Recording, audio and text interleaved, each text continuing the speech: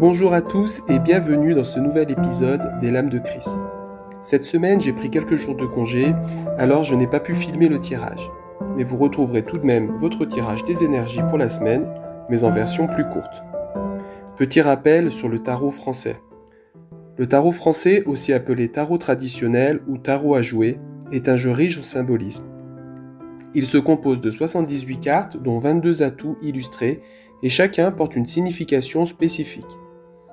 Contrairement au tarot de Marseille ou à d'autres systèmes, le tarot français met en avant des thématiques ancrées dans la culture populaire ou des représentations emblématiques comme la chasse, les arts ou encore des situations de la vie courante. Passons maintenant au tirage de cette semaine. Présentation des cartes tirées. Alors commençons avec l'atout 10, la terre et l'air. Cette carte représente l'énergie dominante de la semaine. Elle parle d'équilibre entre le concret et l'intellect. On est dans une dynamique où la stabilité matérielle rencontre la légèreté de la réflexion. Cette semaine, il y aura probablement besoin d'organiser, de structurer, tout en gardant une certaine souplesse d'esprit. C'est le moment idéal pour poser des bases solides, tout en restant ouvert aux idées nouvelles et aux ajustements nécessaires. Carte suivante, la performance individuelle. Cette carte représente le défi de la semaine. Il est question d'oser se lancer, de prendre des initiatives et de mettre en avant ses compétences personnelles. Le défi ici donc sera de ne pas rester dans l'attente ou dans la théorie, mais d'agir. Même si cela implique de sortir de la zone de confort ou de sa zone de confort, faites confiance à votre potentiel. Passons à la carte suivante, l'atout 2, l'enfance. Cette carte annonce l'aboutissement ou la leçon que l'on retiendra.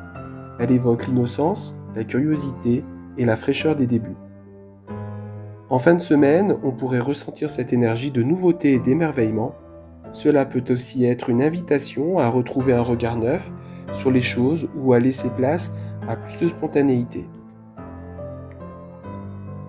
Et bien voilà, cette semaine, on est invité à poser des bases solides avec la terre et l'air, tout en osant prendre des initiatives personnelles avec la performance individuelle, l'atout numéro 1.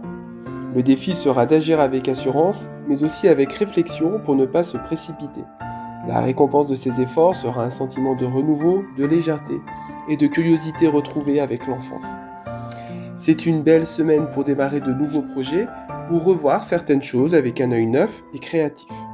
En conclusion, cette semaine sera placée sous le signe de l'équilibre entre réflexion et action, avec une invitation à retrouver cette spontanéité et cette curiosité enfantine.